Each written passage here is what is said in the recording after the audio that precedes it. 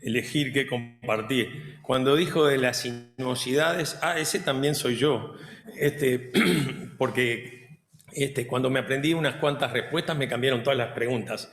Y siguiendo el consejo de nuestro querido Euclides, que siempre decía: Luis, cuando vayas a analizar la palabra de Dios o a compartir algo, poné un título para que la gente sepa hacia dónde te querés ir, ¿no? No es una novela de misterio que en algún momento aparece el asesino o el detective. Mejor decir el centro donde querés poner el foco con respecto a la palabra de Dios. Y yo, desde que Fernando me invitó, he cambiado tantas veces como esas sinuosidades y esos entreveros que Mario decía que nos pasa cuando tenemos que compartir. Pero de título le puse una pregunta, ¿no? ¿Resistimos? ¿Nos defendemos o atacamos? ¿Y por qué este título? Porque últimamente vieron que circulan por WhatsApp diferentes videos y construcciones. Se ha usado mucho la canción Resistiré. Hace un tiempo, en cuanto al ataque, fue muy publicitado en las redes y hasta en los informativos en horario central el pedido de informe de 2 diputados por una institución cristiana que se preparaba para la guerra, con jóvenes pintados como guerreros, como los Gurkhas que venían a las Malvinas, ¿no? Y que estamos en el ataque. Y por otro lado, algunas voces que dicen algunas nuevas ideologías, que yo preferiría llamar perspectivas, no ideologías, pero no vamos a discutir de eso ahora, en realidad atacan a los cristianos y no nos defendemos bien. Entonces la pregunta es, ¿resistimos, ¿no? O sea, ¿debemos resistir? ¿Debemos atacar o solo nos debemos defender? Entonces busqué en la palabra de Dios y, siempre concordancia mediante y Google mediante, llegué a un pasaje muy conocido que, no por conocido, me aportó nuevos descubrimientos que quería compartir hoy con ustedes. Y es el pasaje de Efesios, no sé si está por ahí, si Michael ya lo tiene, pero Efesios 6, vamos a analizar en 3 partes este pasaje, en realidad del 10 al 20. Entonces, el pasaje conocido como la armadura de Dios. ¿Y por qué recurrí a este pasaje y qué quería compartir con ustedes digamos así, de estos descubrimientos? Para mí, capaz que para ustedes eran obvios, y servirá esta reflexión para que lo refuercen. Para algunos es capaz que no lo habían visto desde esa perspectiva, pero en realidad me parece adecuado, sobre todo por el tema de la pregunta inicial que... Gracias, Ana.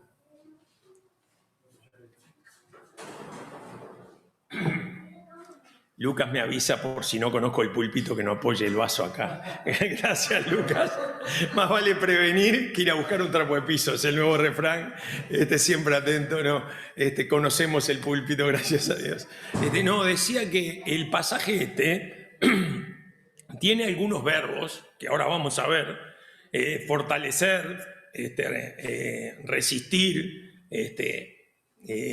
apoyarse en el poder. Y yo le voy a pedir, mientras tomo otro poco de agua, si alguien quiere leer lo que está en la pantalla. ¿Se anima a leer alguien? Gracias. Por lo demás, hermanos míos, fortaleceos en el Señor y en el poder de su fuerza. Vestidos de toda la armadura de Dios, para que podáis estar firmes contra las asechanzas del diablo.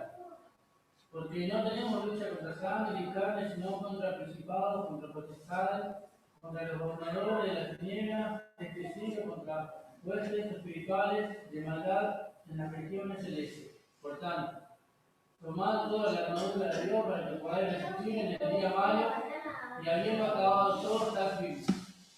Gracias. Un gusto escuchar tu voz después de haber trabajado tanto tiempo contigo y que no nos vemos. En realidad, estos 4 versículos introducen lo que luego va a venir sobre cómo es el equipamiento de la armadura de Dios. Pero yo quería, antes de ir a ver qué dice de la coraza, del casco, del escudo, algunas, digamos así, recomendaciones generales del apóstol Pablo.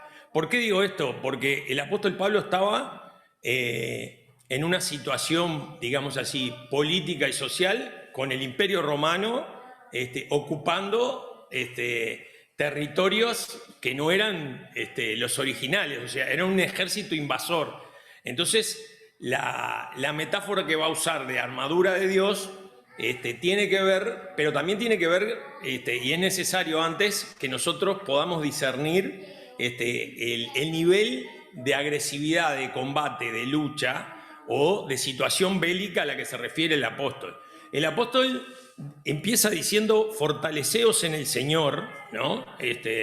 Y en alguna de las, yo tengo acá, esta traducción es la nueva versión internacional, tengo la Reina Valera del 60 y la traducción en lenguaje actual, y el fortalecerse en el Señor y en el poder de su fuerza es una invocación inicial de que en realidad los poderosos no somos nosotros, sino que el poderoso es Cristo, que está a nuestro, digamos así, a una oración de distancia y que está tratando de que nosotros, en sintonía con Él, no sucumbamos al enemigo, que en el caso de Pablo y de la iglesia de Éfeso era el Imperio Romano, y además del Imperio Romano, que podría ser entendible para los lectores de la carta en la iglesia de Éfeso, luego viene a decir quiénes son los verdaderos adversarios.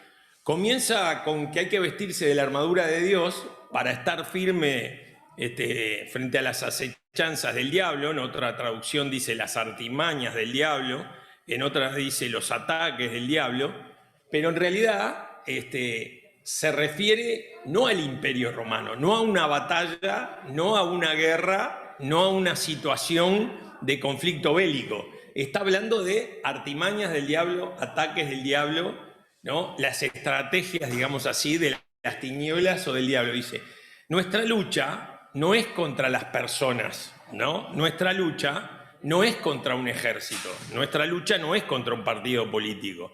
Dice que nuestra lucha es contra potestades, contra las tinieblas de este siglo, contra huestes espirituales de maldad. O sea, estamos hablando de una, digamos así, una hostilidad del mal, una hostilidad de las tinieblas, una hostilidad de espíritus, digamos así, antivalores, anticristianos, anti el reino de Dios, que conspiran contra, digamos así, contra nuestra felicidad. En este caso era contra la felicidad de la iglesia de Éfeso.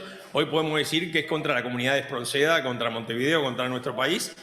Y en realidad el apóstol, antes de empezar a describir el equipamiento, digamos así, militar de lo que hace a una armadura, y por eso usa la armadura que usaba el ejército invasor, el ejército que usurpaba los derechos del pueblo porque estaba ocupando y estaba dominando, usa la armadura, como vamos a ver, pero nos aclara y le aclara a los efesios que la lucha no es material, que la lucha no es algo tangible, la lucha es contra poderes espirituales que conspiran contra nuestro desarrollo, contra el desarrollo de nuestra fe y de nuestro bienestar y de nuestra común felicidad. Entonces, antes de empezar a hablar, vuelve a decir en el versículo 13, como ya dijo en el 11, tomad toda la armadura de Dios para que podáis resistir en el día malo y habiendo acabado todo, estad firme.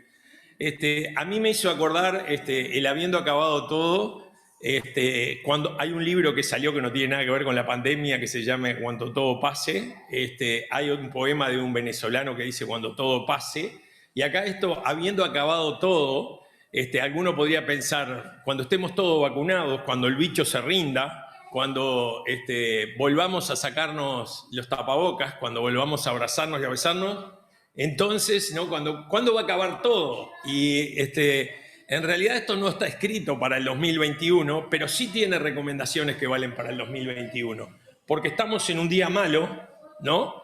Porque ha circulado por todo el mundo con diferentes cantantes, músicos e interpretaciones, la canción Resistiré y otras tantas que hablan de resistir.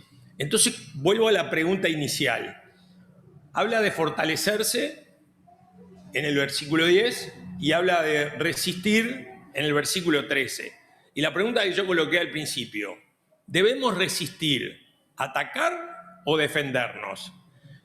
No es una pregunta para la que yo traiga la respuesta, por eso decía que la introducción de Mario valía para lo que yo también iba a decir, porque cada uno de nosotros debiera adecuar este pasaje de la palabra de Dios a cuál es su día malo, a cuáles son las maldades que tiene que soportar, las injusticias que tiene que soportar, cuáles son esos gobernadores u operadores de las tinieblas que conspiran contra el bienestar nuestro, que conspiran contra nuestra fe y que nos hacen dudar del primer versículo, que dice, fortaleceos en el Señor y en el poder de su fuerza.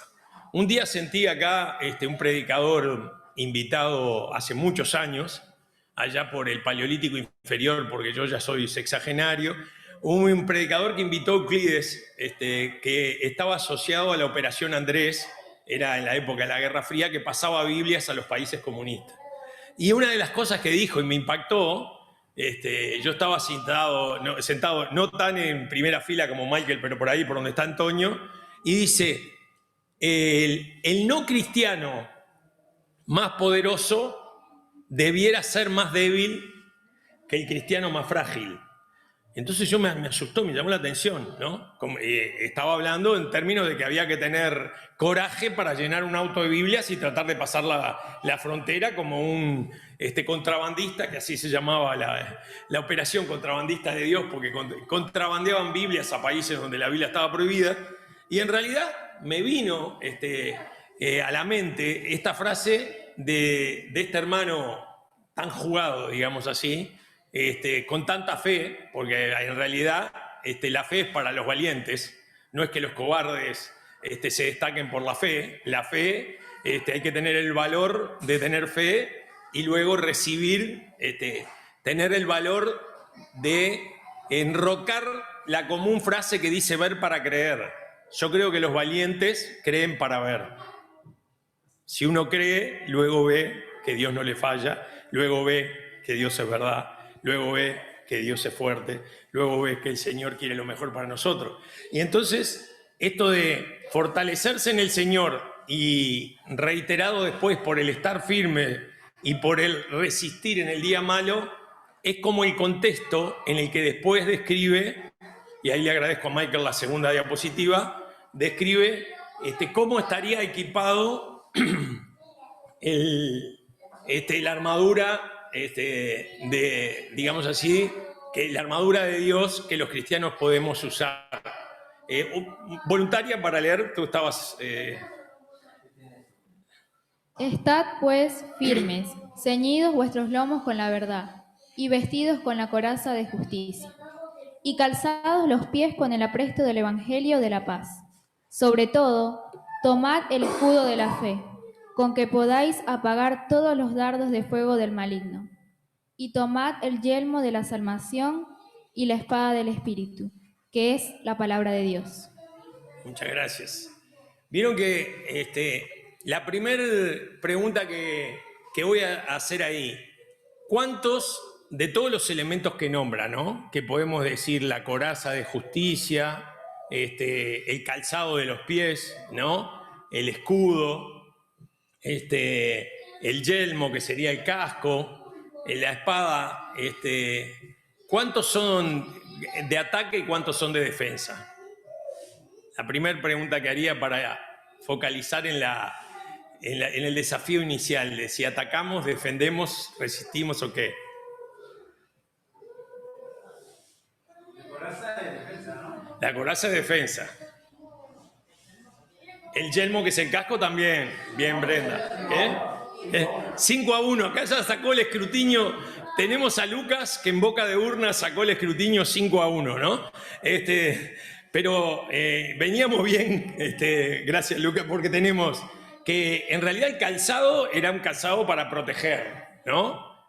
No era un calzado para pinta, sin duda, el de la armadura del soldado romano.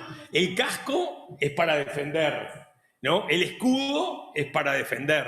La coraza es para defender. ¿Los ataques de quién? Los ataques de lo que habíamos visto en el versículo anterior, que hablábamos de ataques de las tinieblas, ataques del error, ataques de artimañas, y digamos así, y estratagemas del mal para hacernos caer en qué, en nuestra fe, en nuestro proyecto de vida, en nuestra relación con Dios y en nuestra, digamos así, en nuestra misión de ser sal y luz, en nuestra misión de amar al prójimo, ¿no? Sí.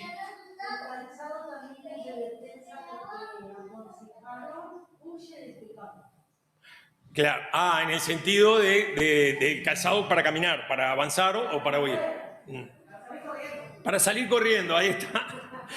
Esa es la, gracias. Sí, inclusive yo estaba pensando, está bueno, no había pensado eso, gracias por el aporte. Había pensado en el calzado que uno, por ejemplo, no sé si ustedes salen como estaban a caminar, pero la otra vez salimos a caminar con Adriana y veníamos de caminar ahí por el Parque Barofio y esto de tener a la familia en la zona, ¿no? Nos cruzamos con Ariel Casas y Ana Goodson y Ariel la mira a Adriana, ¿no? Y le dice a su hermana con la que algo de confianza tiene, ¿y vos salís a caminar con eso? Porque Adriana andaba de sandalias y no de championes.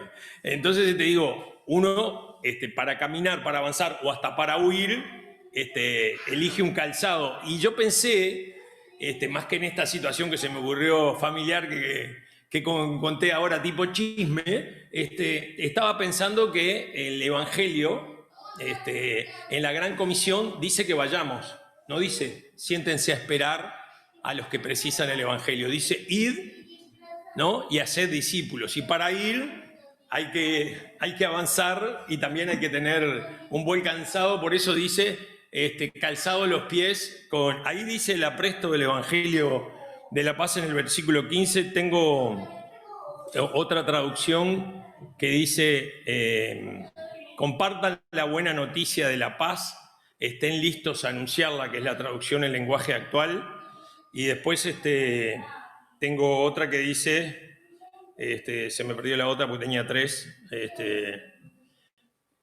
dice calzado con los pies del Evangelio, no dice apresto, pero sí el 5-1 que decía Lucas era en el que yo me quería detener.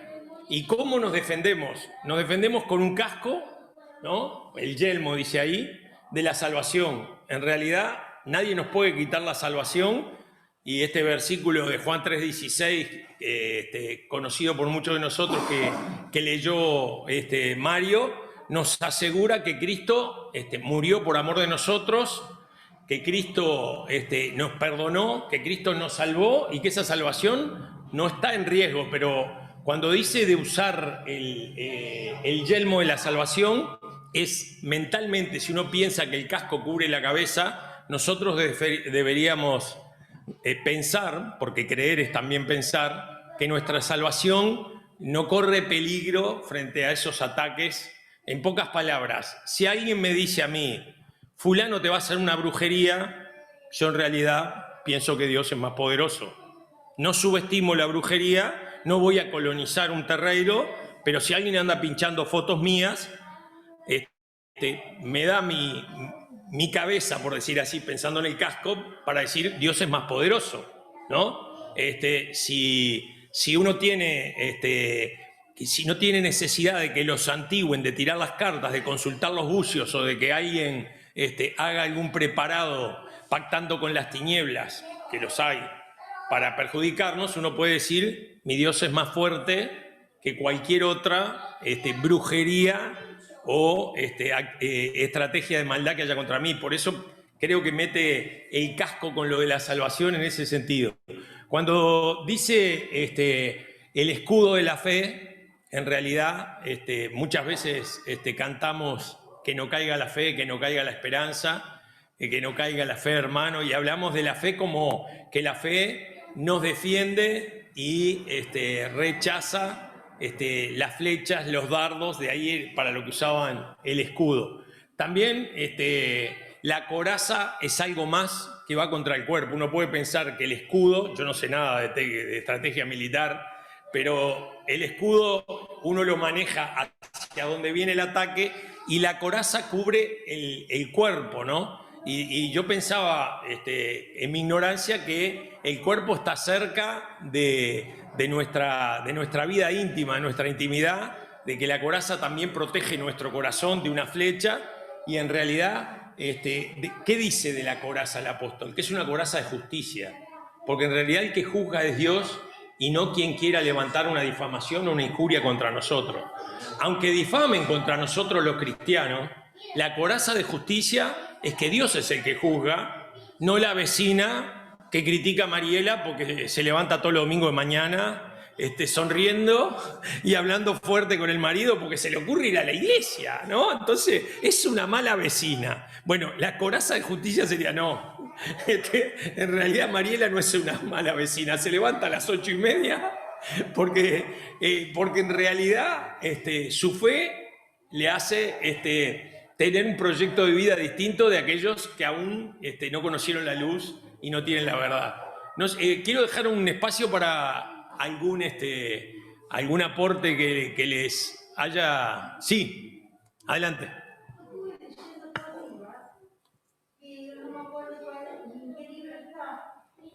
El Señor dice que no descuidemos una salvación tan grande.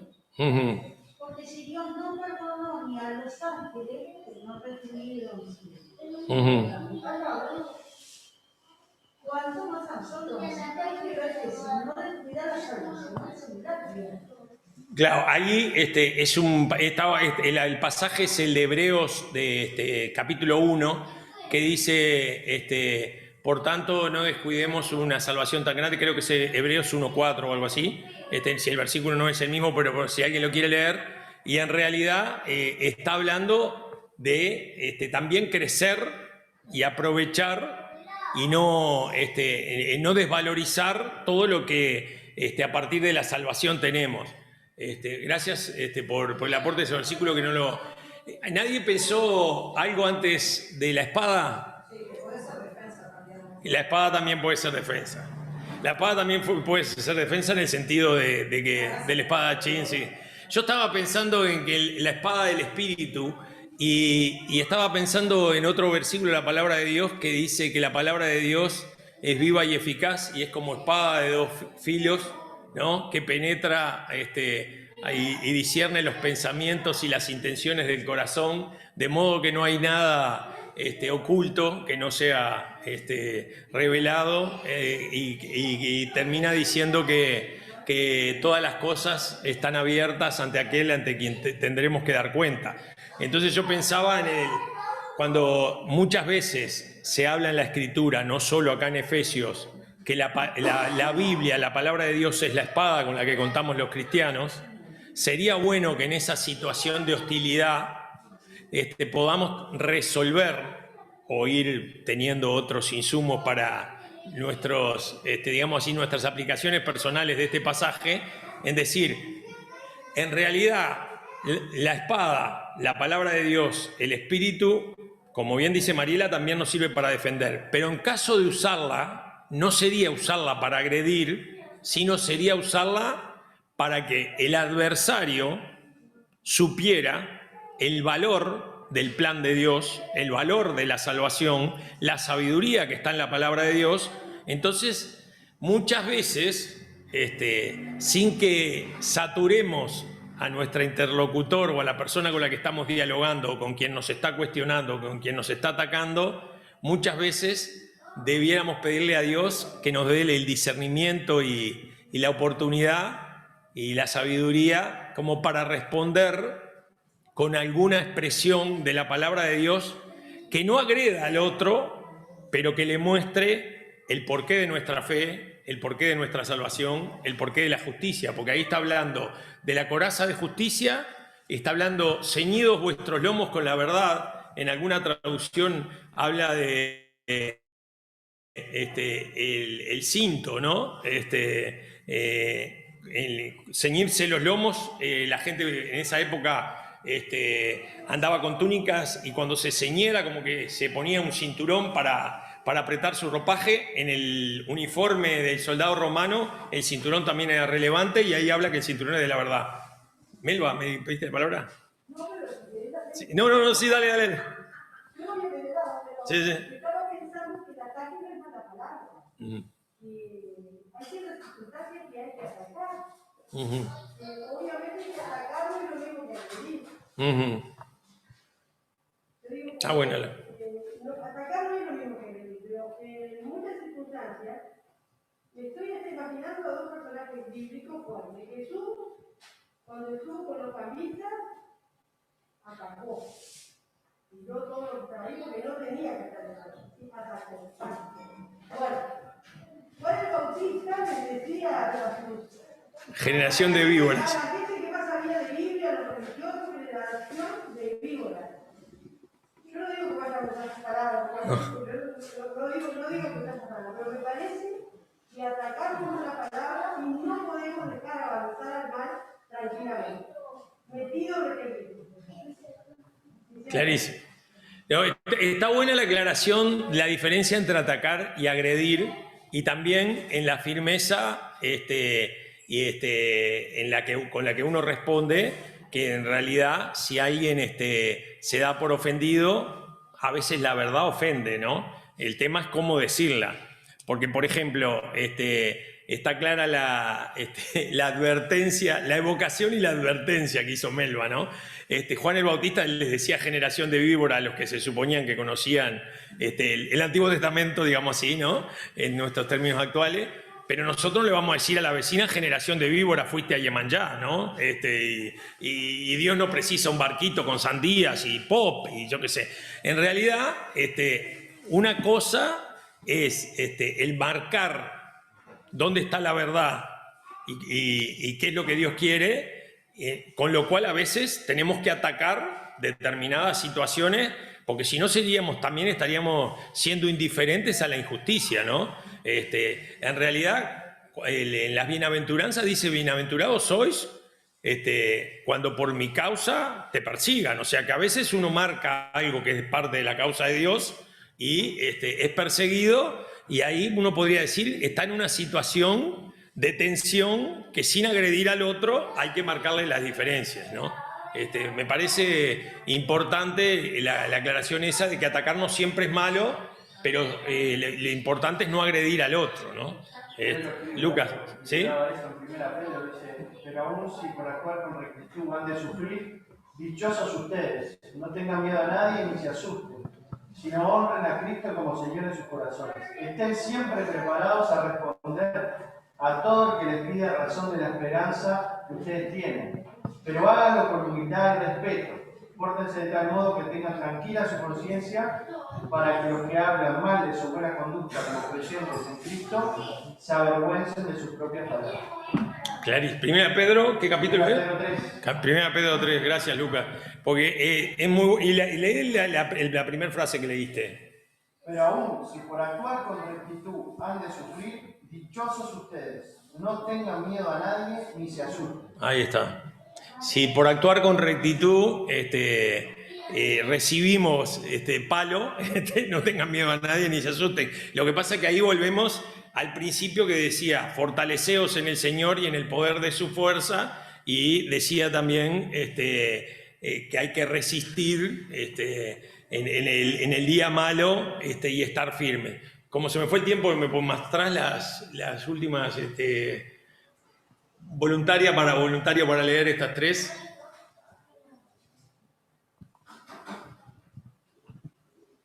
Orando en todo tiempo con toda oración y súplica en el Espíritu, y velando en ello con toda perseverancia y súplica por todos los santos, y por mí, a fin de que al abrir mi boca me sea dada palabra para dar a conocer con denuedo el ministerio del Evangelio, por el cual soy embajador en cadenas, que con denuedo hable de él como debo hablar.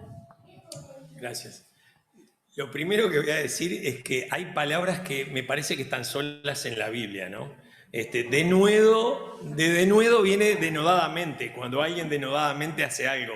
Pero yo solo leo, ¿no? Esto es La otra vez conté acá que me asusté cuando escuché en una columna de un programa periodístico de la mañana alguien que hablaba de la redención y de la redención y de la redención, y era la redención de la pena, que es un término jurídico. Y yo pensía, ¿qué hace este juez fiscal hablando de teología, ¿no? Entonces, a veces los cristianos tenemos un idioma, a veces un lenguaje que nos parece como que la Biblia dice con denuedo, pero en la calle en realidad pila de veces usamos tal vecina trabaja denodadamente, tal joven estudia denodadamente, es esforzadamente, con perseverancia, digamos así, sin flojera, diríamos, ¿no? Y el apóstol habla de pueda dar la palabra denodadamente, con denuedo, el misterio del Evangelio, habla de cómo debo hablar. Pero al principio, en el versículo 18, que es con el que yo quería focalizar al final de esta reflexión, le dice a la iglesia de Éfeso que debe estar orando en todo tiempo, con toda oración y súplica, en el Espíritu, y velando en ello con toda perseverancia y súplica por todos los santos, o sea, por todos los cristianos, por todos los creyentes. Y si uno mira el hilo conductor de estos 11 versículos, Efesios 6 del 10 al 20, y ustedes lo quieren releer en cualquier traducción, hay un hilo conductor que es fortalecer en el Señor, resistir en la fe, en el poder del Señor, y después habla del equipamiento, habla de la justicia, de la verdad, del Evangelio, del Espíritu.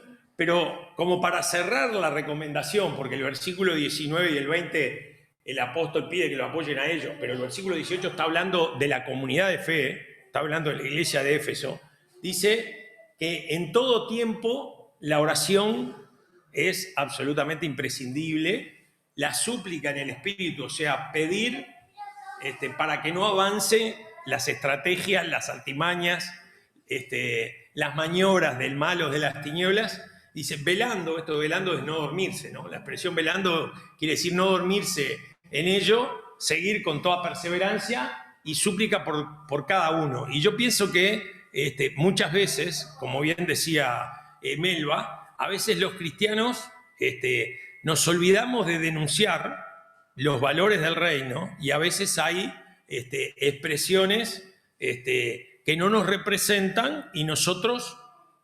Un cristiano dice algo y nos meten a todos en la misma bolsa, ¿no? Yo primero me ofendí, y digo esto como una confesión personal, después me di cuenta que no tenía la culpa.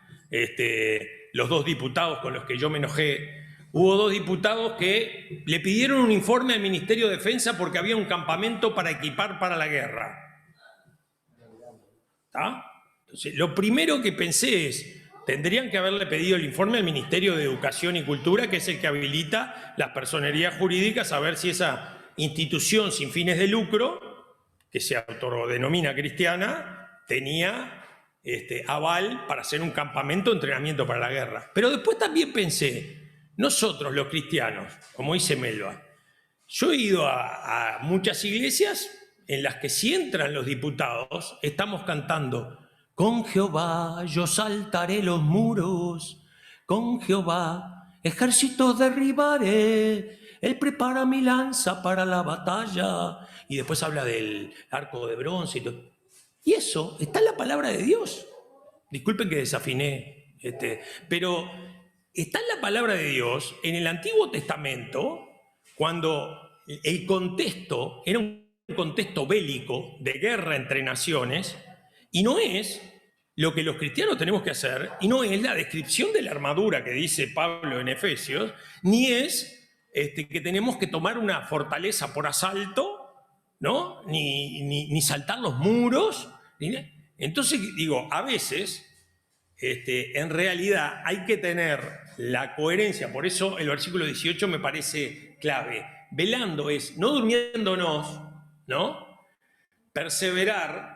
Súplica por todos los santos es, en realidad, cada uno de nosotros debiera amar a los demás y cuidar a los demás para que el testimonio de Luis o el testimonio de Mario no afecte, digamos así, la común imagen que como pueblo o comunidad tenemos. O sea, cuando hablamos de suplicar, ¿no? con toda oración y súplica. Cuando dice perseverancia y súplica por todos los santos, es cuidarnos entre todos, ¿no? Y ver cómo comunicamos la preciosa verdad de la palabra de Dios. Porque muchos de nuestros hermanos en Cristo, y a veces nosotros también lo hemos hecho, el otro día con Adriana íbamos caminando y empezamos a tararear canciones de los primeros campamentos, y algunas nos avergüenzan, ¿no? No sé si Luis y Alicia se acuerdan de alguna, pero digo, hay algunas letras que yo no cantaría hoy.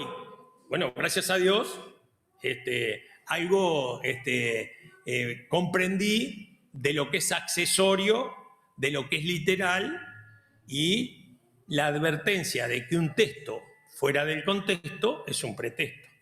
Y en realidad, algunos pasajes del Antiguo Testamento que tienen valor y que son parte de la palabra de Dios y que yo jamás pediría que dejáramos de leerlo, en realidad no aplican a una conquista bélica, a una conquista militar del pueblo de Dios. El pueblo de Dios debe conquistar corazones y mentes en el Espíritu, por el poder del Espíritu, viviendo lo que la palabra de Dios dice, animándose unos a otros, resistiendo al maligno, y como me decía Euclides una vez en la clase de mayores, allá decía, en realidad los que no vienen a la iglesia no leen la Biblia, pero leen nuestras vidas.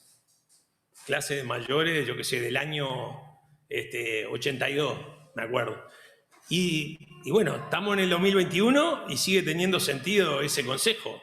Las personas que no leen la Biblia, no vienen los domingos o los miércoles acá, ¿qué leen? Nuestras vidas.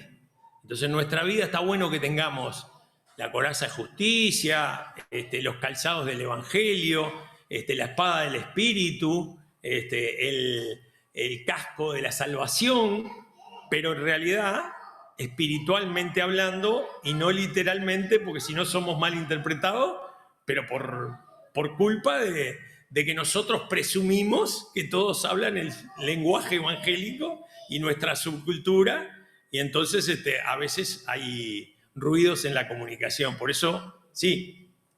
La palabra de Dios es toda una. Yo conozco un pibe que es muy pecador, y un día en la casa de una bruja con un muro muy alto, uno de los niños tiró la pelota para adentro, y el niño inconsciente se metió, saltó el muro, tiraron los dos perros pastores animales de la bruja, vinieron a descuartizarlo. Y este pibe, que es el único pibe que le dio un cachetazo y me dijo, dame otra, me puso la otra mejilla, se tiró en el muro, lo levantó y lo salvó de los perros endemoniados y lo iba a descuartizar. Ese es un típico ejemplo de un héroe, un típico ejemplo de lo que siempre llamamos de héroes anónimos que tienen acciones relevantes de amor al prójimo. Bueno, que Dios le bendiga. Adelante.